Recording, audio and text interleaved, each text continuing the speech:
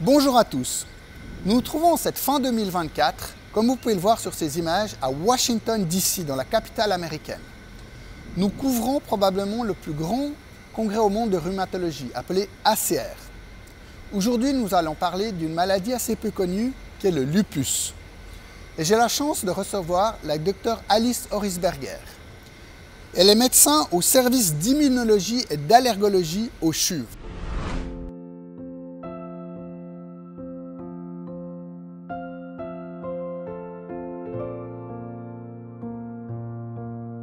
Bienvenue, docteur Horisberger. Merci d'être dans ce podcast.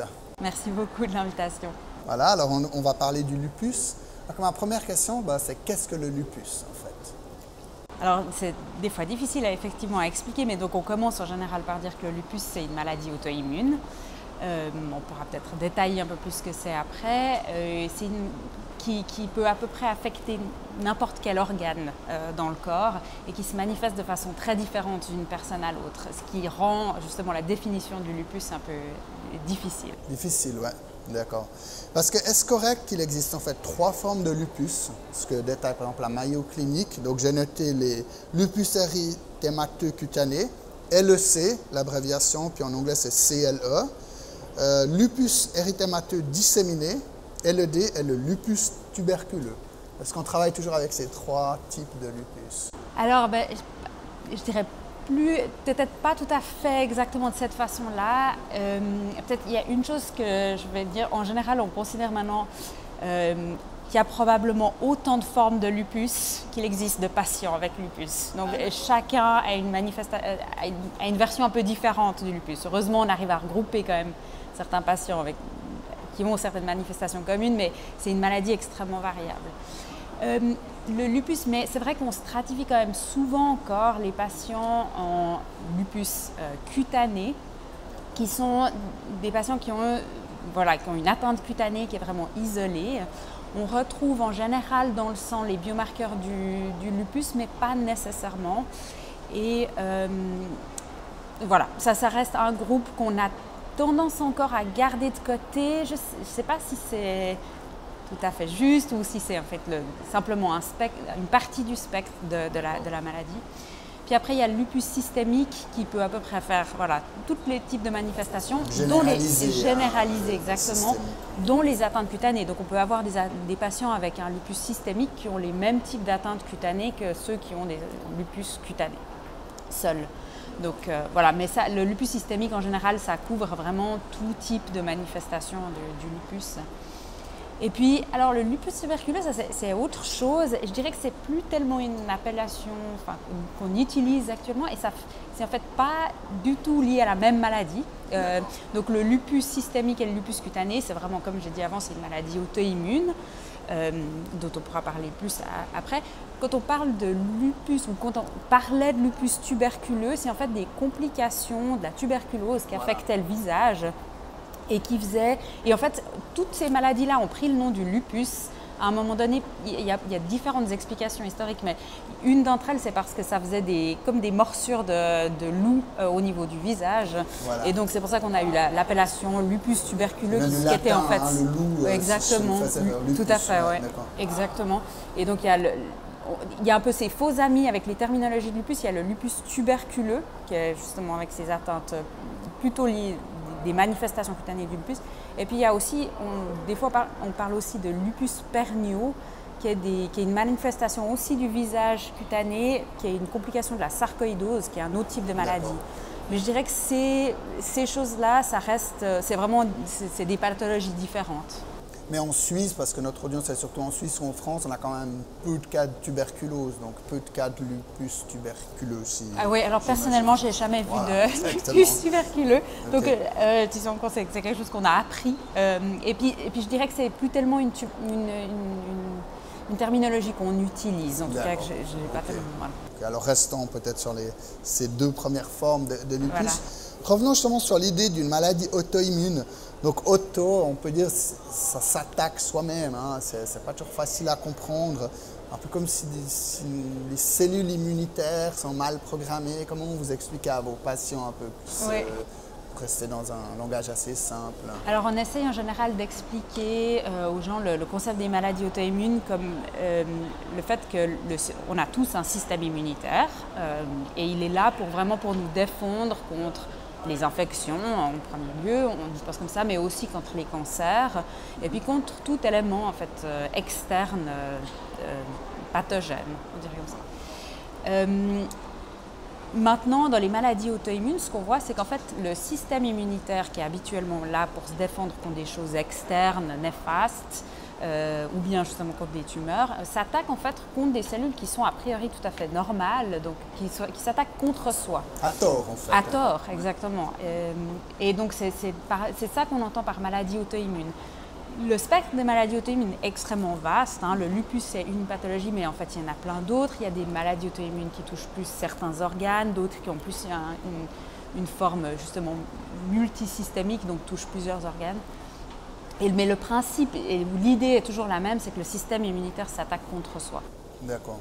Puis est-ce qu'on connaît les causes justement c'est un dérèglement au niveau de l'ADN ou sans rentrer dans trop de détails, est-ce qu'on sait les causes en fait de ces formes de lupus Alors, on a une idée maintenant de comment est-ce qu'on arrive au stade de développement de lupus. Mais encore une fois, le challenge, c'est que comme chaque personne est très différente et comme la maladie est très différente d'une personne à l'autre, il y a très probablement, ou quasiment certainement, pas une façon de développer le lupus. Donc on sait qu'en général, on voit ça souvent, on décrit ça comme une maladie où il faut des multiples couches. Donc il faut en général un terrain génétique qui est propice, mais il y a plein de gens qui auront ce terrain génétique qui ne vont jamais développer le lupus. Donc il faut ce terrain génétique, puis après il faut rencontrer des choses dans la vie, il faut qu'il y ait des événements dans la vie qui se surajoutent pour à terme, à un moment donné, développer une maladie auto-immune. Ça peut être du stress par exemple Alors probablement, le stress est un peu plus difficile à démontrer sur le plan des études. Il y a peut-être certains modèles, peut-être moins clairement dans le lupus, mais dans certaines maladies auto-immunes, on peut démontrer que dans les modèles murins, que le stress peut engendrer, peut favoriser la progression vers une maladie auto-immune. Mais en général, c'est vraiment, ça peut être différentes choses. Donc dans le lupus qu'on comprend, il y a différentes choses. Le soleil, je pense que c'est un des facteurs qui est le mieux défini. On a l'impression que les gens, disons, ça a été démontré que les rayons UV pouvaient avoir un effet de déclencher en fait des crises de lupus. Psoriasis aussi, il me semble. Exactement. Enfin, disons que des maladies un peu qui se ressemblent, je pense, dans l'aspect auto-immunité. Voilà, exactement. Donc on sait que les UV peuvent favoriser ces crises et probablement parce qu'elles génèrent de l'inflammation dans la peau, puis ça occasionne une stimulation du système immunitaire.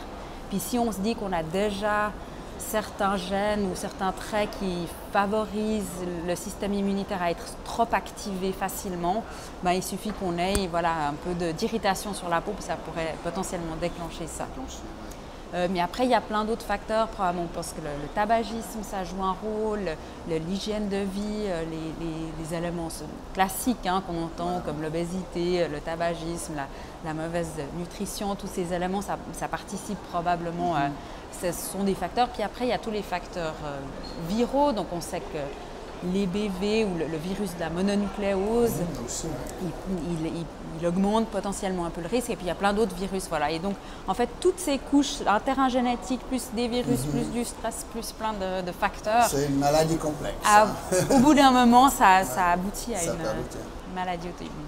Puis il me semble, j'ai lu que les femmes étaient plus touchées que les hommes, donc il y a peut-être une influence aussi hormonale après qui peut jouer un rôle. Oui. Alors effectivement, on sait que c'est une maladie qui touche de façon prédominante les femmes et puis surtout dans une période d'âge de procréation, au moment donné, l'âge moyen. Exactement. Et donc ce risque-là, il est dû probablement à deux choses. Maintenant, c'est assez clairement, on a d'une part le facteur hormonal.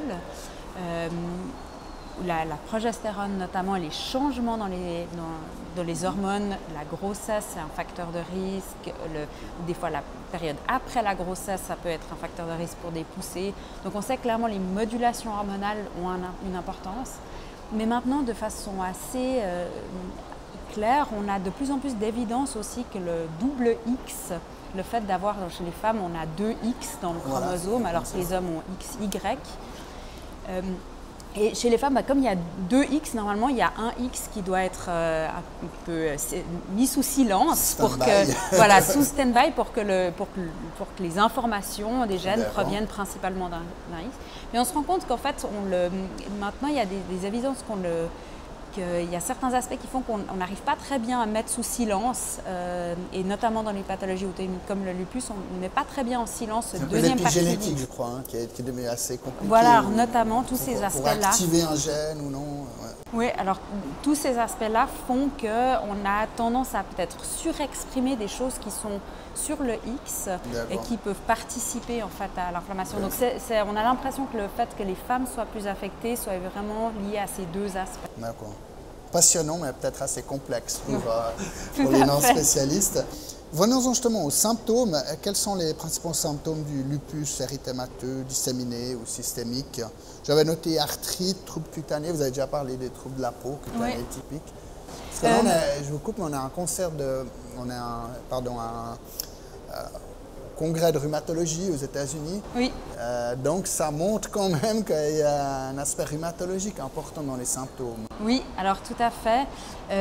Donc effectivement, on parle souvent des plaintes articulaires chez les patients qui ont un lupus, qui sont souvent très invalidantes, qui sont assez différentes des plaintes qu'on a dans la polyarthrite rhumatoïde, qui est peut-être quelque chose qui est plus fréquente. Et alors, dans la polyarthrite rhumatoïde, on parle beaucoup de faire des biopsies des articulations, d'aller prélever le liquide qui est dans les articulations. Dans le lupus, c'est plus difficile parce qu'on n'a pas forcément toujours des arthrites. Et pourtant, les patients ont souvent quand même des douleurs articulaires. Les douleurs, elles peuvent être très généralisées. Elles peuvent avoir clairement un aspect très inflammatoire, mais aussi un peu moins, et c'est des fois difficile. Chronique aussi, il me semble que j'ai vu une publicité Exactement. là pour un sur le lupus, et puis il disait des douleurs chroniques. C'est des douleurs chroniques où on a peut-être des fois moins, de façon flagrante, des signes inflammatoires, et bien qu'il y ait certainement de l'inflammation qui contribue à ces douleurs, des fois c'est un petit peu plus difficile de les manager, c'est aussi difficile de saisir leur intensité et l'ampleur de ces douleurs par rapport, je dirais, à d'autres pathologies comme l'arthrite. Donc en fait, pour vous, comme médecin rhumatologue, c'est pas facile aussi à diagnostiquer ce genre de maladie. Parce que par exemple, on dit aux États-Unis, les spécialistes parlent parfois du lupus comme du grand imitateur, great imitator, parce que les symptômes sont souvent confondus avec d'autres maladies. Enfin, justement, vous parlez peut-être de la PR, la polyarthrite. Parce que dans votre pratique, c'est justement des fois un peu difficile à arriver sur le diagnostic du lupus? Oui. Alors je crois que c'est très difficile d'arriver sur le diagnostic du lupus, et on voit encore maintenant, il y a un énorme délai diagnostique entre le moment où les patients commencent à présenter leurs symptômes et le moment où on leur pose le diagnostic du lupus. Il y a un énorme délai en général. Pour les généralistes, c'est aussi, je pense, très difficile. C'est extrêmement difficile pour plusieurs raisons. La première, c'est qu'en général, ça commence par des symptômes qui sont extrêmement vagues et peu spécifiques, comme la fatigue, des douleurs justement articulaires, mais sans qu'il y ait vraiment d'arthrite. Donc ces choses-là, disons, on peut pas chez tout le monde chercher un lupus. Ça reste une maladie qui n'est pas suffisamment fréquente pour qu'on fasse des dépistages. C'est moins de 1%, je pense, la prévalence. Oui, alors ça dépend probablement un petit peu des... Oui, on dit en général 50 cas pour 100 000. Mais ça reste rare, je ne sais pas où est la limite. Exactement. Mais c'est pas non plus comme la PR, polyarthrite, on a... C'est certainement moins fréquent que la PR, oui, tout à fait. Et donc, et puis, ce qu'il faut aussi savoir, c'est qu'on n'a pas vraiment de bons tests diagnostiques non plus. Donc, c'est une constellation de choses qui font qu'on pose le diagnostic. Donc, toutes ces choses-là font qu'en fait, ça prend long à diagnostiquer et c'est souvent difficile. Et puis, effectivement, les manifestations, elles peuvent être des fois frustres, elles peuvent mimer énormément d'autres symptômes. parfois, des gens qui ont des lésions sur la peau, elles peuvent tout à fait mimer un eczéma tout à fait banal. Et puis c'est uniquement si on fait une biopsie qu'on peut avoir la réponse.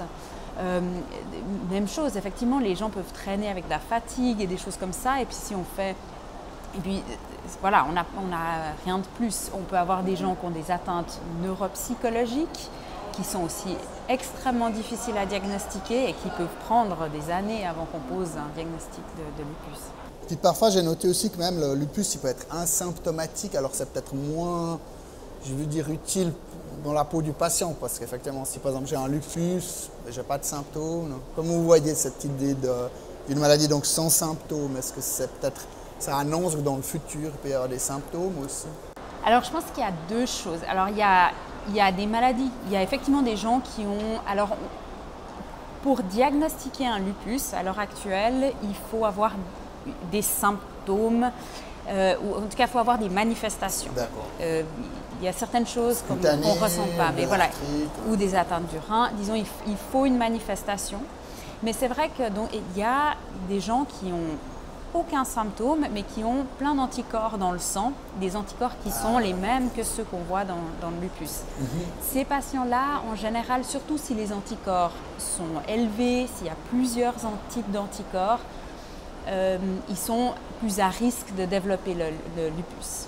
Et donc ça, effectivement, c'est quelque chose... Il y a un terrain à suivre, en tout cas. Il y a un terrain à suivre. Il y a une étude, je crois qu'on n'a pas encore tout à fait le résultat, mais une étude qui a testé l'importance de mettre des médicaments, disons un antimalarique, donc je dirais peu invasif, chez des gens qui avaient une suspicion de lupus, mais sans clairement les critères. Je pense qu'on attend les résultats impatiemment. C'est un peu des repositionnements de voilà, exactement.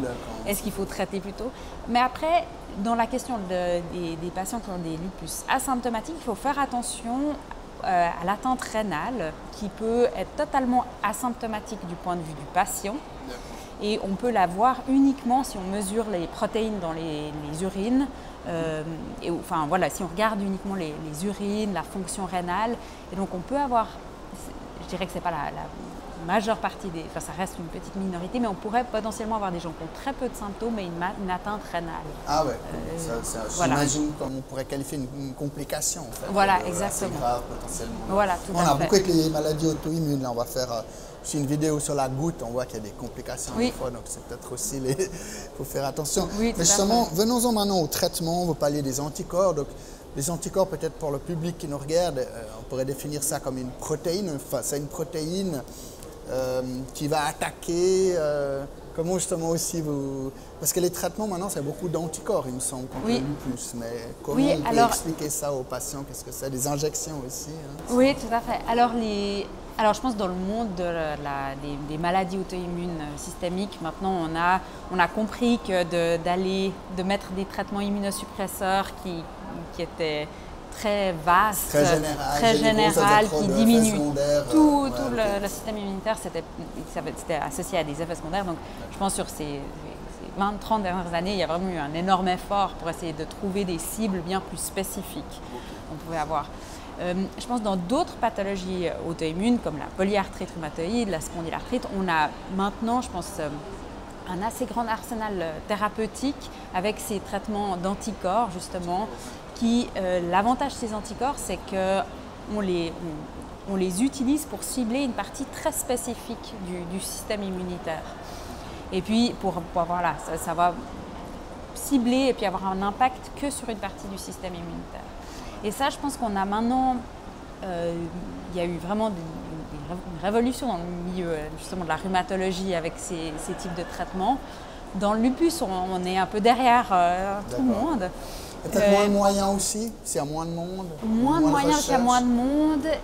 Très difficile de faire de la recherche parce que justement, là, il y a une variété de manifestations. On n'avait pas nécessairement les bons outils. Je crois que sur ces dernières années, il y a eu une énorme évolution. Et on a maintenant, il y a 10 ans, même plus de 10 ans, il y a eu un premier anticorps, le Benlysta, qui a été directement, qui peut cibler. Contre le lupus en fait. Contre le lupus, qui est vraiment ciblé pour le lupus, qui cible en fait une partie des cellules qui produisent les anticorps. Et donc on a eu cette première traitement qui a été accessible maintenant dans le lupus. Et puis sur ces dernières années, il y a eu aussi un deuxième anticorps, le Safnelo, l'anifrolumab, qui a été aussi validé maintenant dans le lupus. Donc je crois que les choses sont en train de venir. Il y avait plusieurs problématiques dans les études cliniques de la façon dont elles étaient dessinées, ce qui faisait qu'on avait de la peine à avoir des traitements qui étaient démontrés comme efficaces. Mais je crois que maintenant il y a vraiment une amélioration et on va probablement voir de plus en plus d'options possibles sur le plan thérapeutique. Donc c'est souvent des injections parce que rappelons peut-être qu'une protéine elle est souvent un peu détruite au niveau gastrique, donc on doit souvent on peut penser par exemple au semaglutide, des médicaments contre le diabète aussi. Donc c'est souvent des injections par semaine que le patient doit faire oui, alors ça dépend un petit peu des traitements.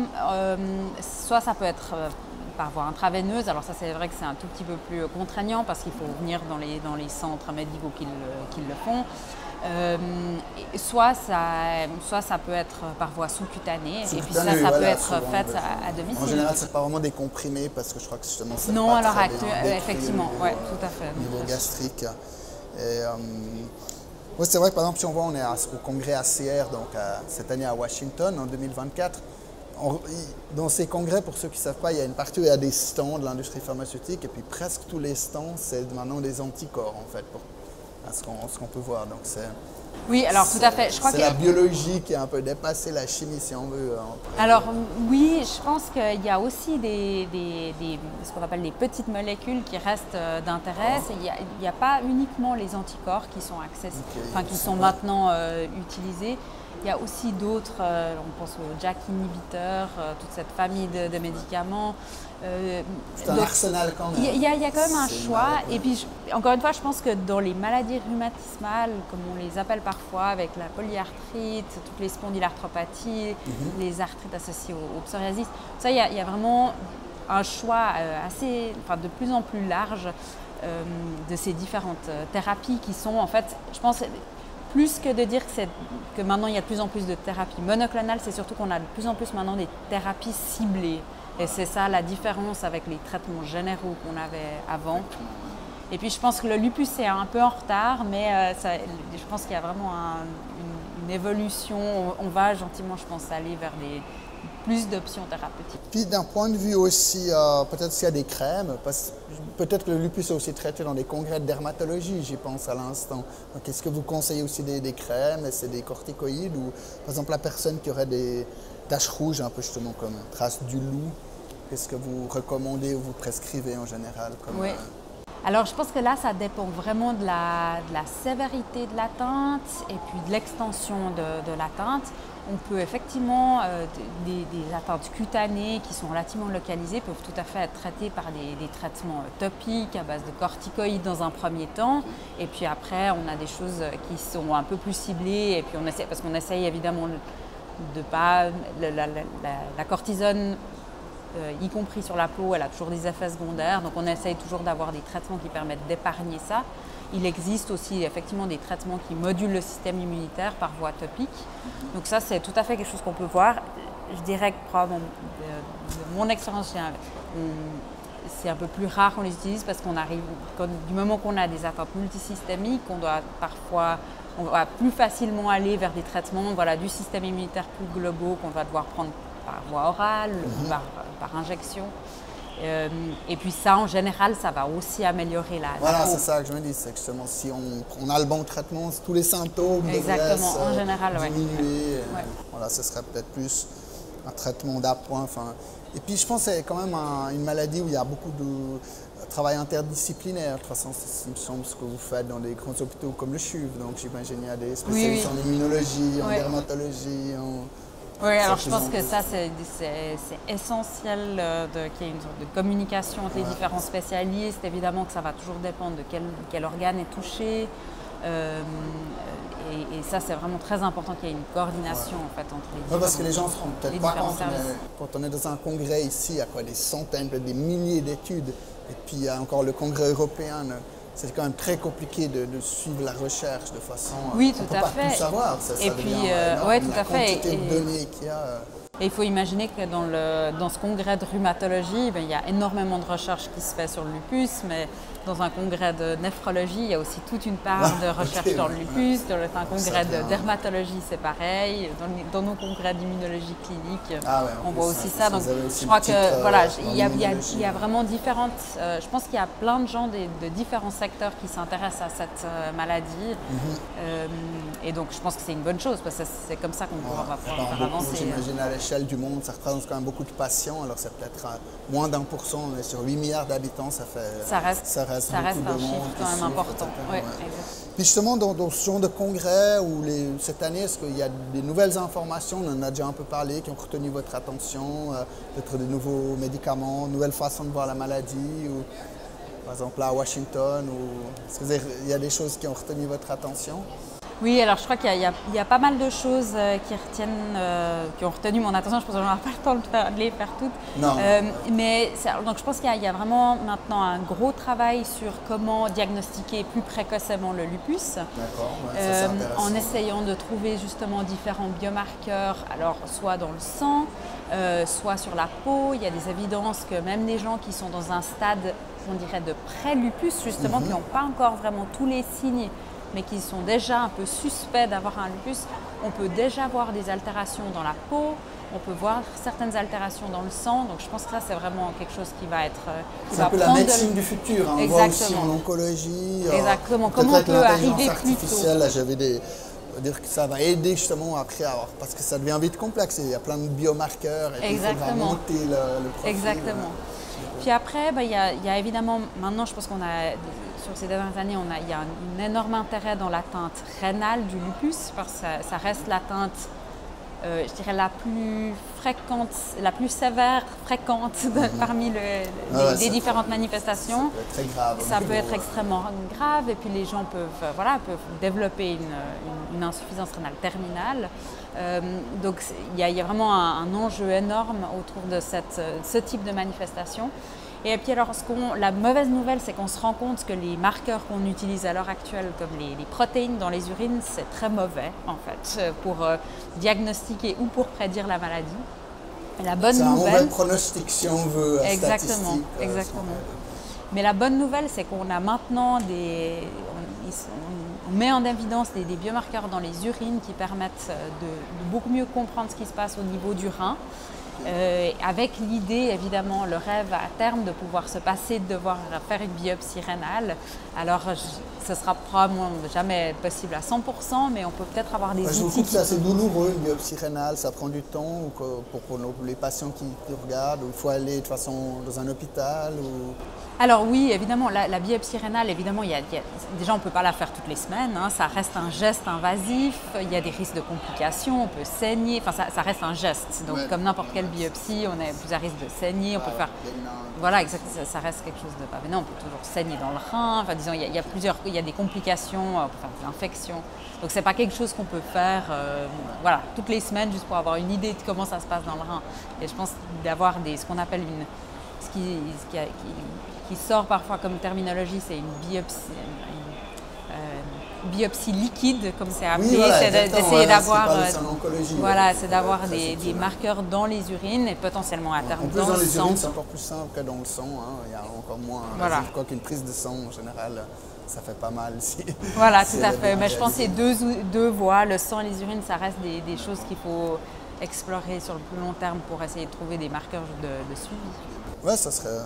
je pense vraiment la médecine du futur, en tout cas ce qu'on lit, en tout cas d'arriver à ces diagnostics plus précis au niveau, vous disiez, des urines et du sang. Puis pour conclure, est-ce qu'il y a des bons conseils, en plus des médicaments qu'un patient, une patiente peut suivre? Qu'est-ce que vous recommandez, quelques bons conseils quand il y a du lupus? Justement, peut-être pas trop s'exposer au soleil, ou quels sont un peu ce que vous... Oui, alors maintenant, je crois que ce qui est bien, c'est qu'on se rend compte de plus en plus de l'importance de la prise en charge non pharmacologique dans le traitement du lupus. Je pense que éduquer, on peut utiliser ce terme, éduquer les patients sur leur maladie en essayant de leur expliquer vraiment de quoi il s'agit, pourquoi on leur donne tel et tel traitement et à quoi ils servent. Je pense que ça reste essentiel pour qu'ils puissent comprendre aussi pourquoi ils doivent prendre des médicaments sur le long terme.